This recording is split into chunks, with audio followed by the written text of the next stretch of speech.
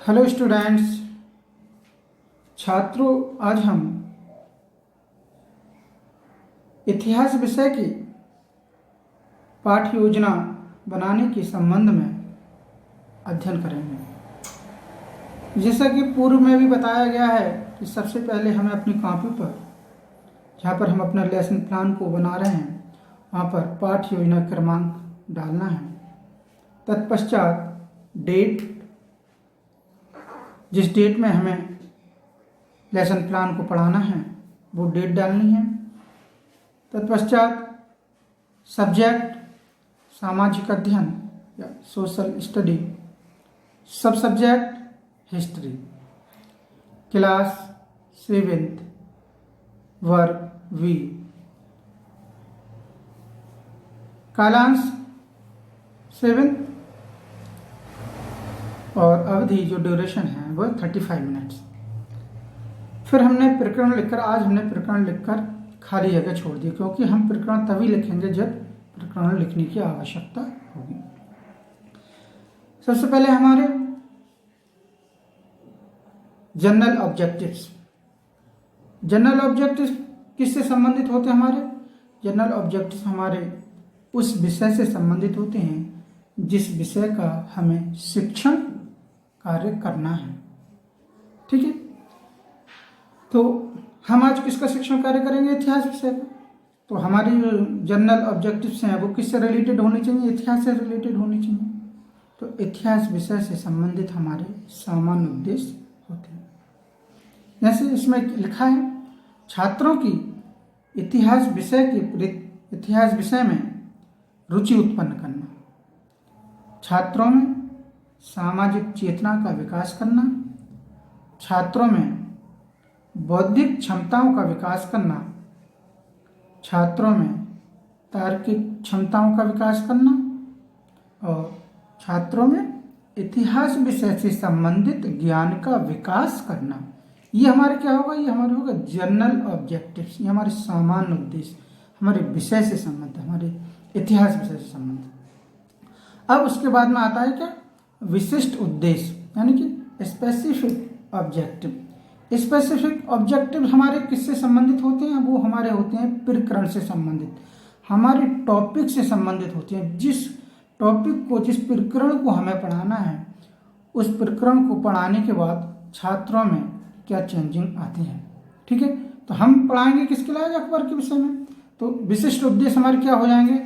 छात्र अकबर के राज्याभिषेक के विषय में जान सकेंगे, छात्र अकबर की राज्य विस्तार के विषय में समझ सकेंगे, छात्र अकबर की धार्मिक सहिष्णुता के विषय में विस्तृत ज्ञान प्राप्त कर सकेंगे।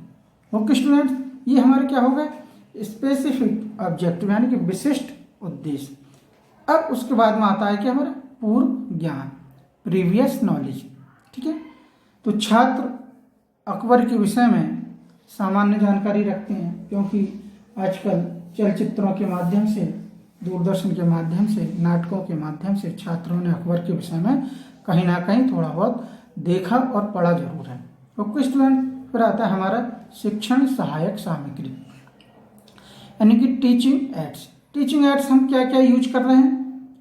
जैसे सामान्य कक्षा उपयोगी सामग्री होती है हमारी, जैसे चित्र है, चार्ट, लपेट सैंपल, रोलर बोर्ड, संकेतक, चौक, डस्टर आदि।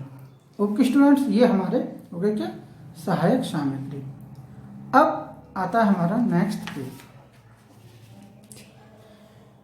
इसको हमने, इस पेज के हमने 6 भागों में डिवाइड कर रखा है। शिक्षण बिंदु, अनुदेशनात्मक उद्देश्य, छात्र अध्यापक क्रियाएं, छात्र क्रियाएं, विधि प्राविधि, सहायक सामग्री और मूल्यांकन प्रश्न।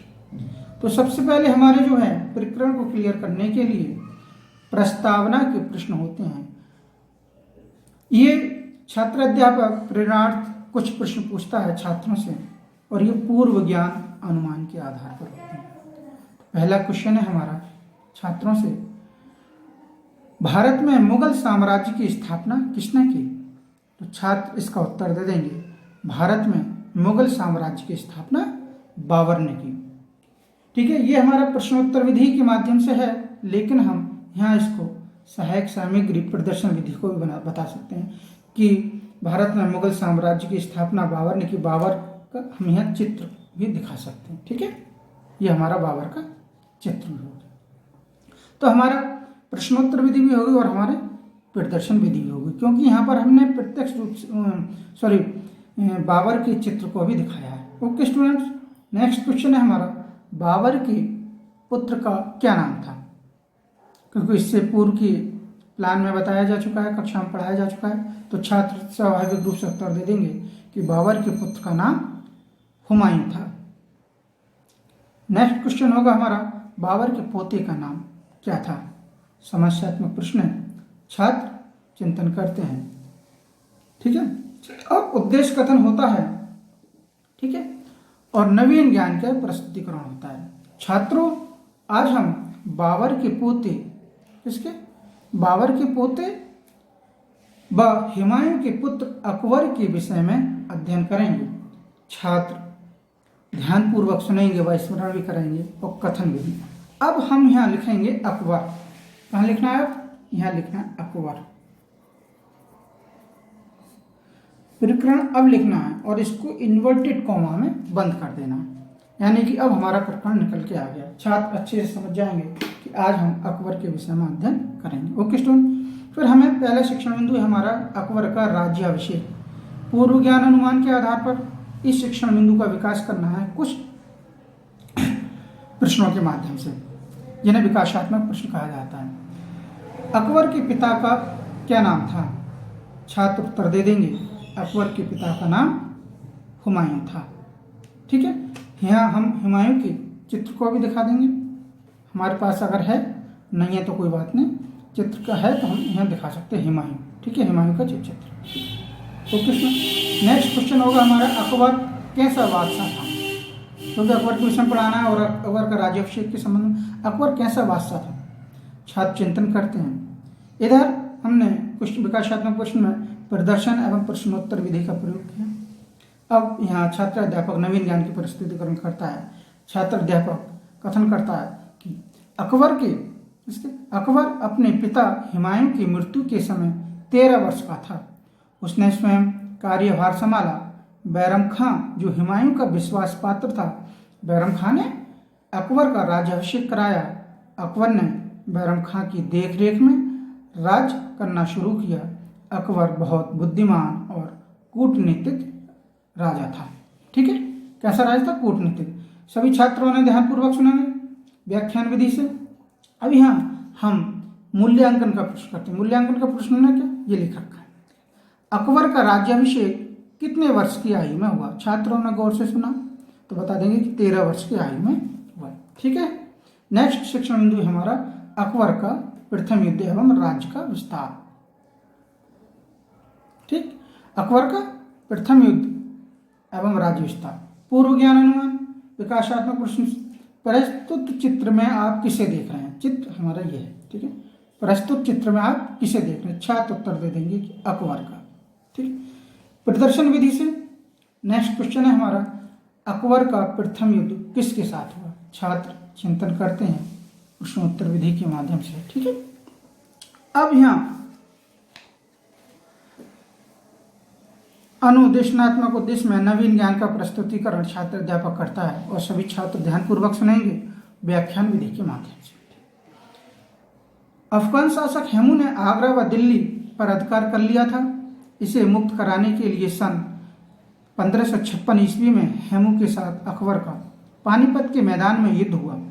हेमू की सेना पराजित हुई और पंजाब, आगरा तथा दिल्ली अकबर के अधिकार में हो गई। अकबर ने अरब, यूरोप, दक्षिण पूर्व एशियाई देशों, गुजरात और बंगाल आदि को अपने अधिकार क्षेत्र में कर लिया था। दक्षिण में अकबर का युद्ध अहमदनगर की रानी चांद बीवी से हुआ। अकबर ने अहमदनगर के कुछ भागों को अपने अधिकार में ले लिया। उसने कश्मीर से अहमदनगर तक, काबुल से बंगाल तक अपने साम्राज्य का विस्तार किया। व्याख्यान विधि से अब इसके हम विकासात्मक प्रश्न हमारा ये है। सन 1556 ईस्वी में अकबर का युद्ध किसके साथ हुआ था? छात्रों ने सुना तो उत्तर दे देंगे, ठीक है। और एक क्वेश्चन और है इसमें मूल्यांकन में, अकबर ने कौन कौन से क्षेत्रों को अपने अधिकार क्षेत्र में ले लिया। ये हमारा सेकंड टीचिंग पॉइंट कंप्लीट होता है। ओके स्टूडेंट, नेक्स्ट है हमारा धार्मिक सहिष्णुता। पूर्व ज्ञान अनुमान के आधार पर विकासात्मक प्रश्न के प्रस्तुत चित्र में आप कौन कौन से धार्मिक ग्रंथ देख रहे हैं, ठीक है।